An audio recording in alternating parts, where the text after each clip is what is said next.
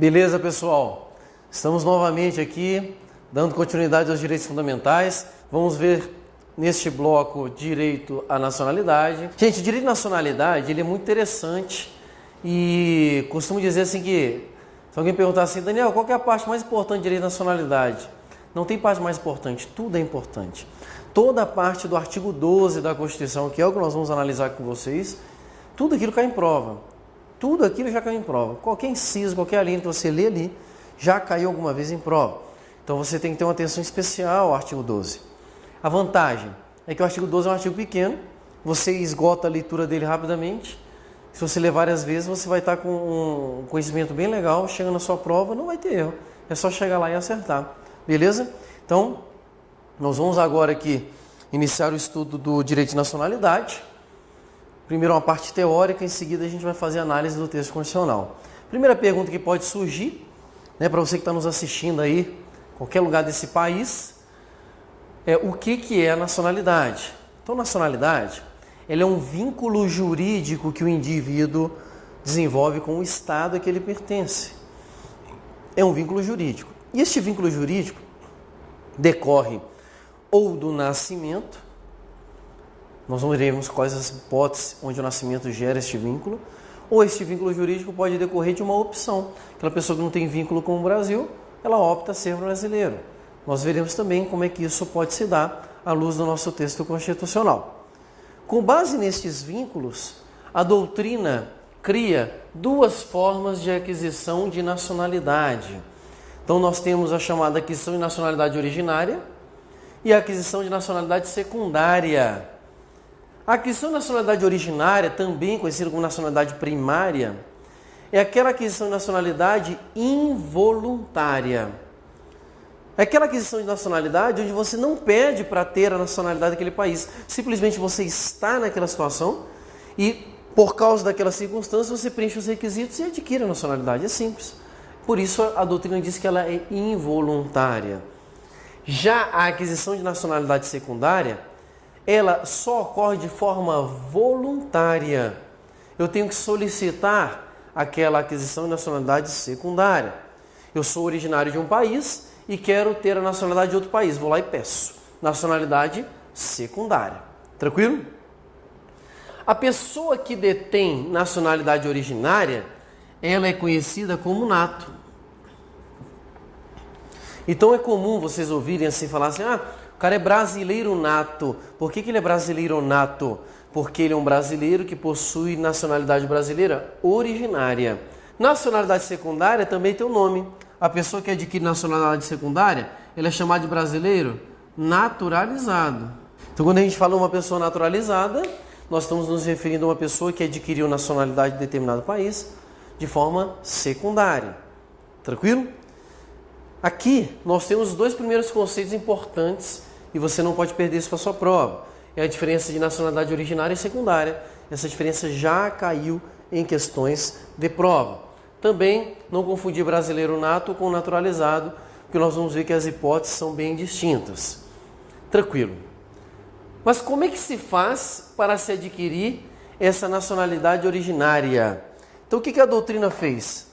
Para se adquirir nacionalidade originária, a doutrina criou dois critérios, Critérios de nacionalidade originária. Tem que ficar bem claro isso aqui.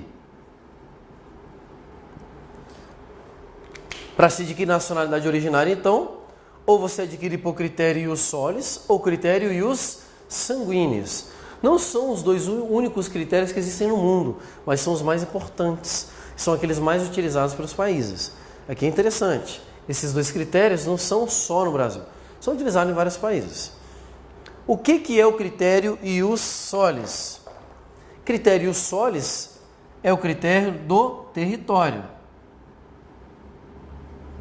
Critério territorial, do solo. Ou seja, aquele cara que nasce no solo, ele adquire a nacionalidade originária porque nasceu no solo. Ele nasceu sob o critério ius solis. Ele adquiriu nacionalidade originária pelo critério ius solis. Critério ius sanguinis. E o sanguinis é o critério de sangue. Significa, se aquela pessoa que nasceu tem um sangue de brasileiro, ele é brasileiro. Se aquela pessoa que nasceu tem um sangue de americano, é americano.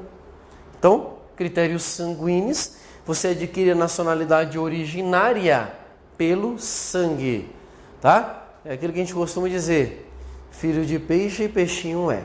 Beleza? Esse é o critério e os sanguíneos.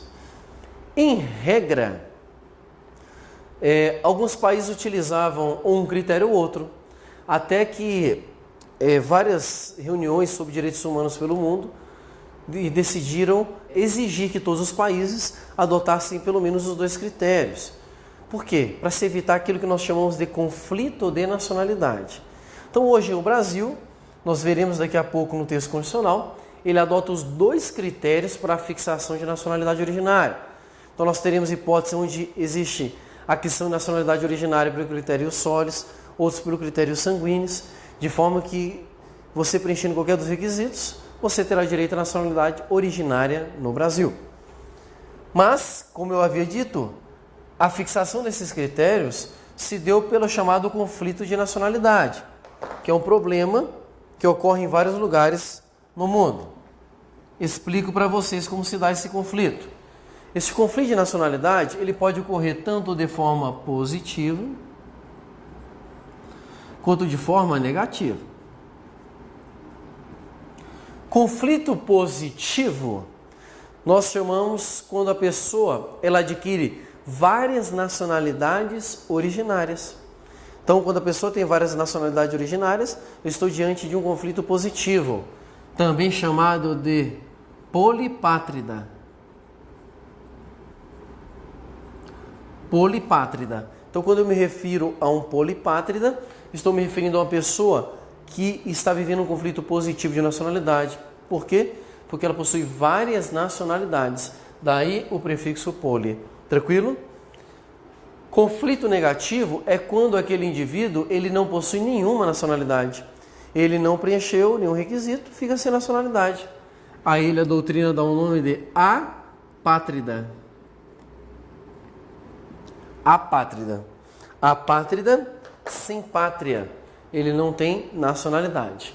Eu chamo só a sua atenção, porque já caiu numa prova recentemente, outro termo que seria sinônimo de apátrida, né? E o termo era eimátulos. Eimátulos. Então, se você encontrar este termo, que é um termo alemão, que se refere à apátrida, eles são sinônimos, você marca correto na sua prova. Cuidado com essa questão, tá? Aí você pode estar pensando assim, ai Daniel, você está se exibindo, você falando aí alemão, latim, grego. Eu falei, primeiro que eu não falei grego, só falei alemão e latim. E os sanguíneos e os solis são 2 termos latinos que caem em prova. Você não vai encontrar outra forma na sua prova, vai encontrar sim. E os solis e os sanguíneos. Então você tem que lembrar do critério com esta nomenclatura que foi fornecido para vocês aqui. Muito cuidado com isso em prova, ok? Porque às vezes você fixa só isso aqui, territorial e sanguíneo, né? E esquece dos nomes latinos e os solis e os sanguíneos. Então, muito cuidado, chamo sua atenção para esse detalhe aí, beleza? Às vezes você está se perguntando em casa, mas Daniel, eu não entendi esse conflito positivo e negativo. Como é que pode uma pessoa ficar sem pátria? Eu te explico agora. Imaginemos um país, um estado A, cujo critério de aquisição de nacionalidade originária seja apenas critério do sangue, critérios sanguíneos. E imaginemos outro território, outro país, estado B, cujo critério é apenas o ius solis. Quem nasce em A vai adquirir nacionalidade com base em critérios sanguíneos.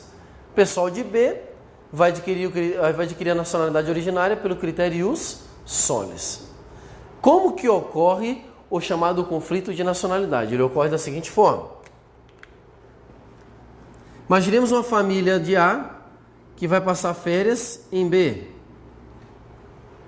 E aí na hora que ele chega em B, que a mulher desce do avião, ela estava com o bebê e pluc, explode a bolsa e a criança cai no chão lá. Beleza. Eu tenho a família de A, que a criança nasce em B. Primeira pergunta, qual que é a nacionalidade dessa criança? Terá nacionalidade de A ou terá nacionalidade de B? O que você acha? Ele terá as duas nacionalidades. E por quê? Primeiro, se ele nasce em B, ele tem nacionalidade de B, critério solis. Como ele tem o sangue de A, ele também terá nacionalidade de A, critério sanguíneos. Logo, eu tenho a figura aqui de um polipátrida. Tranquilo? Nasceu em B, uma família que era de A. Tem o sangue de A e nasceu em B, polipátrida. Outro exemplo. Imaginemos uma família de B que vem passar férias em A. Na hora que a família de B chega em A, a mãe também estava grávida, cai o filho no chão. Nós temos aqui uma nova situação. Qual a nacionalidade dessa criança? Essa criança terá nacionalidade de A ou de B? O que você acha? Primeiro, não pode ter nacionalidade de A, porque para ter nacionalidade de A tem que ter o sangue de A e ele não tem. Segundo, não pode ter nacionalidade de B, porque para ter nacionalidade de B tem que nascer dentro de B. Eu tenho então o exemplo de um apátrida, uma pessoa que não tem nenhuma nacionalidade. Ficou claro isso aqui? Então, são duas situações interessantes que refletem o chamado conflito de nacionalidade. Hoje, a maior parte dos países do mundo já adquiriram os dois critérios como forma de fixação da sua nacionalidade originária, exatamente para evitar que ocorra esse tipo de conflito. Beleza? A partir de agora, feita essa análise inicial doutrinária, nós vamos mergulhar no texto constitucional e verificaremos as hipóteses de aquisição de nacionalidade originária e secundária. Vamos lá então? Nós vamos ao texto constitucional agora, artigo 12, e vamos verificar como é que se faz para ser um brasileiro nato. Artigo 12, são brasileiros, inciso 1, natos. Então aqui, gente, são brasileiros natos.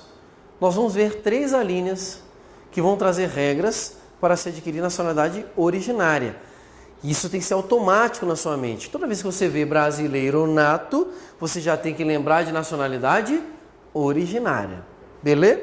Então vamos lá então. Primeira hipótese da linha A. São brasileiros natos, os nascidos na República Federativa do Brasil, ainda que de pais estrangeiros, desde que estes não estejam a serviço do seu país. Então são os nascidos na República Federativa do Brasil. Nasceu na República Federativa do Brasil, eu pergunto, qual o critério adotado nesta linha aqui? Exatamente, critério ius solis, porque ele diz que nasceu dentro da República Federativa do Brasil. E diz mais, qualquer pessoa, ainda que é filho de pais de estrangeiros. Então, ainda que é filho de estrangeiro, você terá direito a ser brasileiro nato, com uma condição. Os pais estrangeiros não podem estar a serviço do seu país. Então, nós temos aqui 2 critérios para a fixação da nacionalidade originária com base na linha A. Primeiro, critério solis, tem que ter nascido aqui. Mas, segundo critério, não pode ser filho de pais estrangeiros que estão a serviço do seu país aqui. Seus pais podem ser estrangeiros, desde que não estejam a serviço do seu país. Tranquilo? Então nós teríamos a seguinte circunstância. Imaginemos então um casal de embaixadores alemães no Brasil, a serviço da Alemanha. O filho nasceu no Brasil, esse filho não terá direito à nacionalidade originária brasileira, porque os seus pais estão a serviço do seu país. Ficou claro isso aqui? Gente, muita atenção nessa linha, porque esta linha, ela fala um detalhe interessante. Ela diz, ainda que de pais estrangeiros, o que induz aqui plural, induz os 2 pais, desde que estes, os 2 pais, não estejam a serviço do seu país. Tranquilo? Então você vê com essa linguagem utilizada pelo texto constitucional, ela nos leva a uma percepção de que os 2 pais têm que ser estrangeiros e os 2 têm que estar a serviço do seu país. Entretanto, não é essa concepção adotada pela doutrina e jurisprudência. O que nós temos aí? Nós temos a doutrina majoritária e na jurisprudência a seguinte compreensão. Os 2 pais têm que ser estrangeiros para não ter direito à nacionalidade originária, mas qualquer um deles pode estar a serviço do seu país. Então não precisa os 2 estar a serviço do seu país, apenas um deles, isso aí já bastaria para tirar a possibilidade de nacionalidade originária do seu filho no Brasil. Tranquilo? Então esse é um ponto que eu acho interessante. Segundo ponto interessante é o seguinte: a Constituição fala, desde que esses não estejam a serviço do seu país. Então imaginemos um alemão que esteja a serviço da Itália no Brasil e seu filho nasce aqui. Esse filho terá direito a ser brasileiro nato ou não? Certamente que sim, porque o seu pai, apesar de ser estrangeiro, não está a serviço do seu país, ele está a serviço de outro país. Então isso a doutrina também já chegou a essa conclusão e que é interessante para ser cobrada em prova. Beleza? Então muito cuidado, tanto pode ser cobrado em prova o texto da linha, quanto essa compreensão que eu compartilhei com vocês aqui agora. Tranquilo?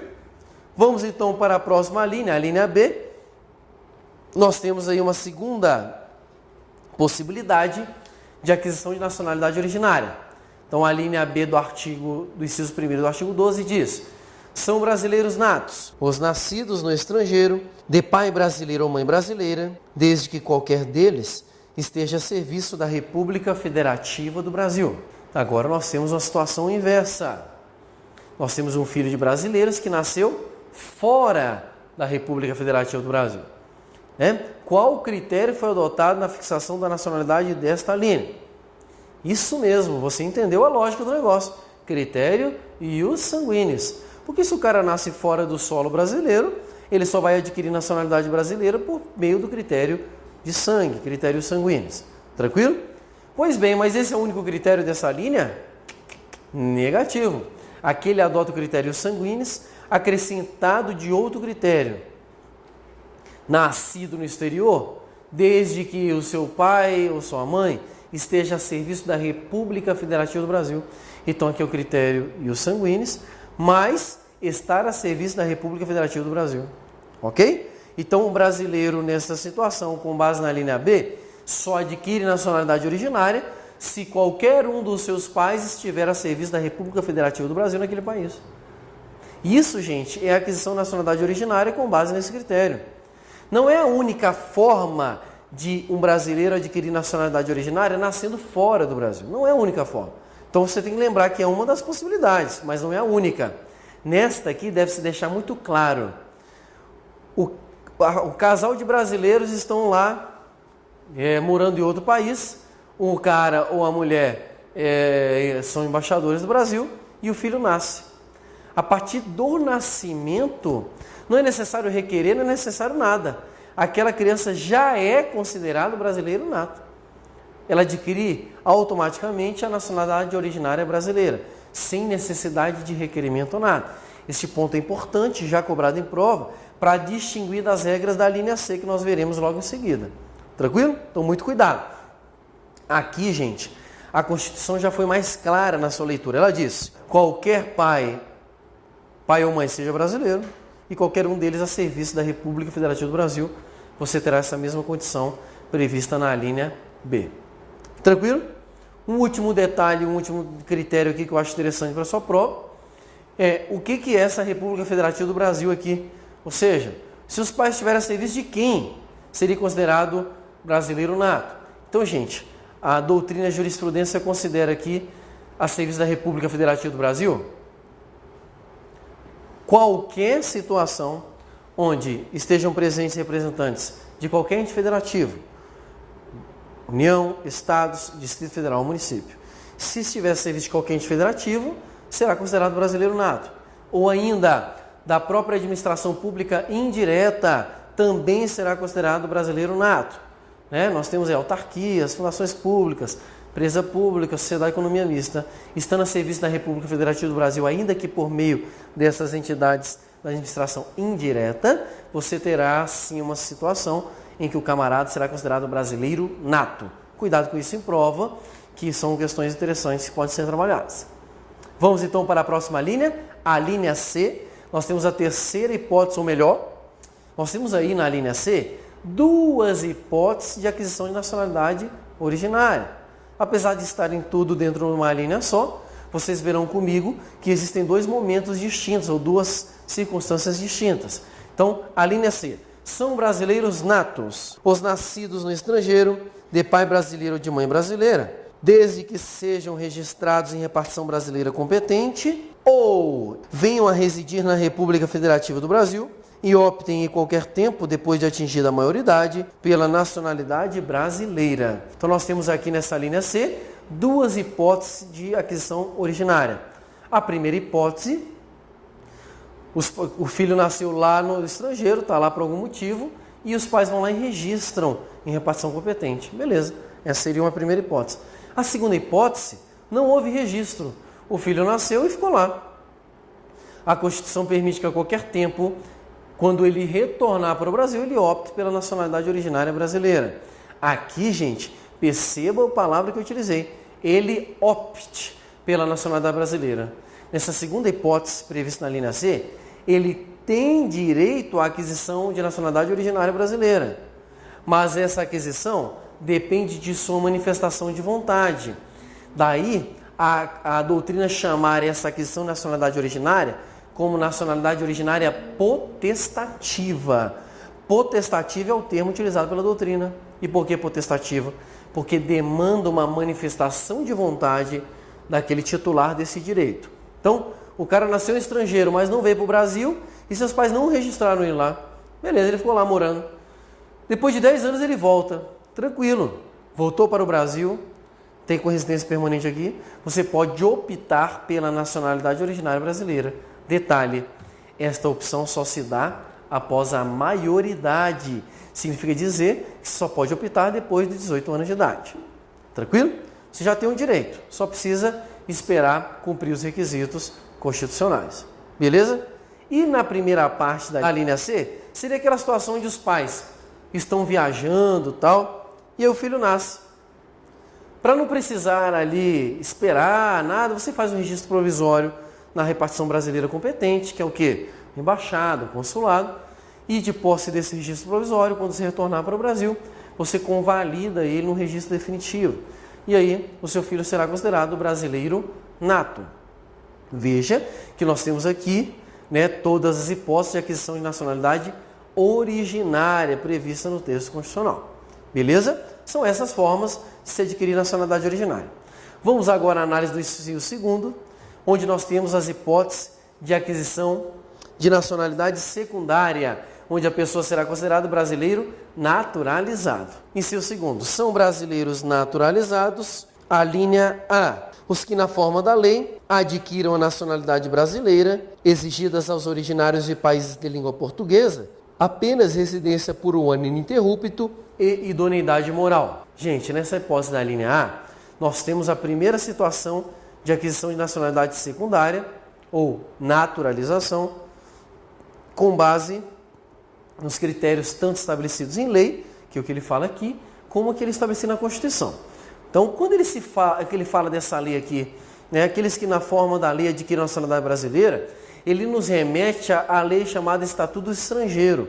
O Estatuto do Estrangeiro é a Lei 6.815 e lá existem regras claras para aquisição de nacionalidade secundária, como por exemplo, residência por 4 anos, tem que falar a língua portuguesa e escrever português, e tem que preencher alguns outros requisitos estabelecidos nesta lei.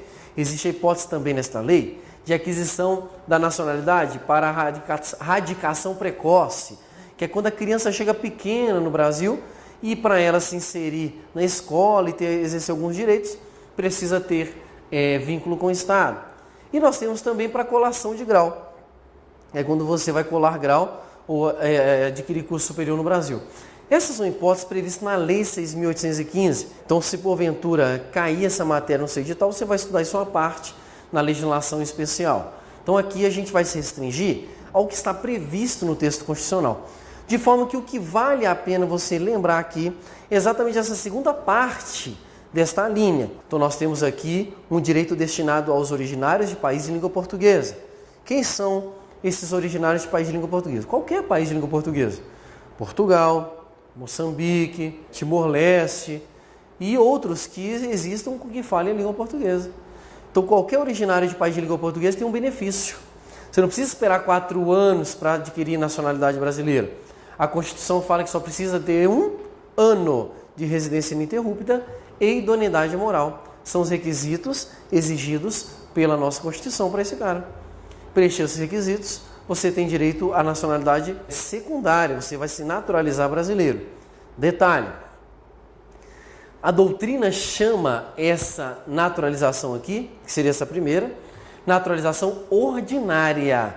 Naturalização ordinária. Então, toda vez que você lê naturalização ordinária, você vai lembrar 1 ano mais idoneidade moral. Beleza? Já na outra linha, a linha B, nós temos a chamada naturalização extraordinária. E diz assim: são brasileiros naturalizados os estrangeiros de qualquer nacionalidade, residentes na República Federativa do Brasil há mais de 15 anos, ininterruptos e sem condenação penal, desde que requeiram a nacionalidade brasileira. Nós temos aqui então, gente, a chamada naturalização extraordinária. Perceba o detalhe bem bacana para a sua prova. Você precisa morar no Brasil pelo menos 15 anos e não pode ter condenação penal. Aqui eu já trago um primeiro paralelo que você não pode esquecer na hora da prova. A linha A e a linha B. A linha A, 1 ano ininterrupto e idoneidade moral. A linha B, 15 anos sem condenação penal. Tranquilo? A linha A, originários de país de língua portuguesa. A linha B, qualquer estrangeiro. E essas diferenças são as questões mais cobradas em prova. Então você tem que ter muita atenção neste detalhe aí. Tranquilo?